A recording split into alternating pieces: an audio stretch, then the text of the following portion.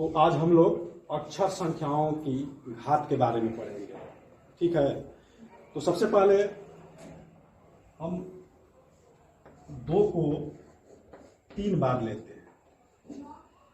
ठीक है, यहाँ से 2 गुणे 2 गुणे 2। ठीक है, इसको जब यदि हमको संक्षेप रूप में लिखना होगा, यानी छोटा रूप, संक्षेप का मतलब छोटा रूप, तो इसको हम लोग लिखते हैं ऐसे। 2 यहाँ लिख देंगे और ये 2 3 बार है ना, 1 बार 2 बार 3 बार, तो यहाँ ऊपर 3 लिख देते हैं। क्या लिख देते हैं? 3 लिख देते हैं। तो यहाँ जो 2 है 3 बार है, और जब हम इसका संक्षिप्त रूप कर रहे हैं तो ये 2 यहाँ और 3 इसके ऊपर। यहीं पर जो 2 है, 2 को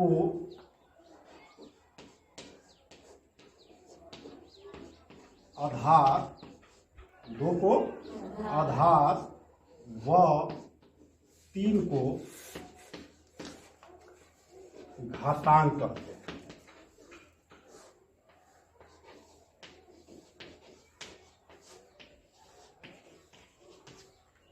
ठीक है, 2 को आधार कहेंगे और 3 को घातांक कहेंगे। ठीक है ना। इसको जब पढ़ना होगा तो हम पढ़ेंगे 2 की घात 3। क्या पढ़ेंगे? 2 की घात 3। ठीक है ना। इंग्लिश में पढ़ना होगा 2 to power 3। आगे हम और भी संख्या ले सकते हैं, जैसे 3 को हम 4 बार ले लेते हैं। 3 को 4 बार ले लेते हैं। तो इसको हम लोग संक्षेप रूप में जब भी लिखना होगा तो हम इसको लिख सकते हैं 3 का घात 4। 3 का घात 4, यानी 3 यहाँ आपका आधार हो जाएगा और 4 आपका क्या हो जाएगा? घातांक हो जाएगा। ठीक है।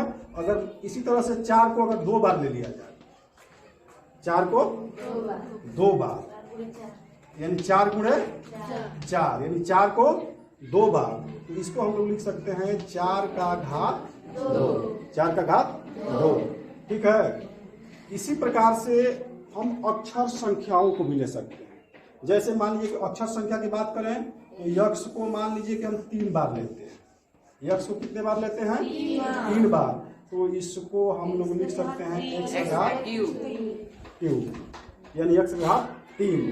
अगर हम y को 2 बार लेते हैं तो हम लिख सकते हैं y का घात 2। ठीक है। अगर मान लीजिए कि और कोई अगला, अगर हम मान लीजिए कि अगर हम z लेते हैं और इसको हम लोग 7 बार लेते हैं, कितने बार ले लें? 7 बार। ऐसे करके 7 बार यदि हम लेते हैं तो इसको हम लोग लिख सकते हैं जेड का घात 7। यानी हम जितने बार, कोई भी, चाहे वह अंक संख्या हो चाहे अक्षर संख्या हो, अगर वह जितनी बार आपस में गुणा होगा उसका घात उतना क्या करते हैं? लिख देते हैं। और यही हमारा जो है घातांकीय रूप होता है।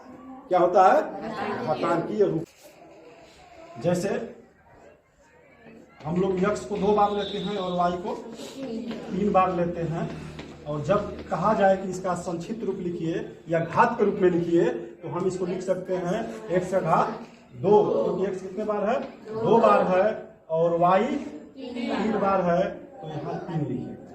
इसी प्रकार से अन्य उदाहरण भी हम लोग ले सकते हैं। जैसे मान लीजिए कहीं 5 गुणते x गुणते y गुणते z गुणते z गुणते z दे दे, ऐसे इस प्रकार से, और कहे कि इसको संक्षिप्त रूप में लिखिए, तो यहाँ से हम लोग इसको लिख सकते हैं 5x 1 बार है तो 1 बार लिखेंगे, y 1 बार है तो 1 बार ही लिखेंगे, और z यहाँ जो है 3 बार है, क्या करेंगे?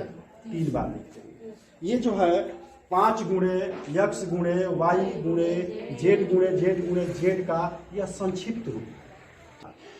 ठीक है ना। अगर कहीं वो मान दे दे कि x का घात 3 है और y का घात 2 है, इसको विस्तार कीजिए तो हम ये x क्या है? 3 बार है ना, तो x को लिखेंगे x गुणे x 3 बार, और y 2 बार है तो इसको हम लिखेंगे y गुणते y। ठीक है ना। अगर इस तरह से मान लीजिए कहीं दे दे x 6 x का घात 2 और y का घात 3, तो जब भी इसको विस्तार करने के लिए कहेगा तो 6 का हम जब गुणनखंड करेंगे, भाज्य गुणनखंड, तो यह होगा 2 गुणते 3 और यहाँ से यक्स 2 बार है तो यक्स को 2 बार लिखेंगे, वाई जो है 3 बार है तो 3 बार लिखेंगे। ठीक है ना। तो हमने यह जान लिया कि जैसे कोई संख्या अगर आपस में 2 बार गुणा है तो घात 2 लिखते हैं, अगर किसी संख्या का आपस में 3 बार गुणा है तो घातांक 3 लिखते हैं, यदि किसी संख्या का गुणा आपस में 4 बार है तो उसका घातांक 4 लिखते हैं, यदि किसी संख्या का चाहे वो अक्षर संख्या हो चाहे अंक हो यदि उसका गुणा आपस में 5 बार है तो उसका घात 5 लिखते हैं, यदि आपस में 6 बार गुणा है तो उसका घात 6 लिखेंगे, अगर आपस में गुणा 7 बार है तो 7 लिखेंगे, 8 बार यदि होगा तो घातांक 8 लिखेंगे, 10 बार होगा तो घातांक 10 लिखेंगे, 20 बार होगा तो घातांक 20 लिखेंगे, 50 बार अगर आपस में गुणा है तो हम उसका घातांक 50 लिखेंगे। यानी जितने बार वह आपस में गुणा होगा उसका घातांक उतना क्या करेंगे, लिख देंगे।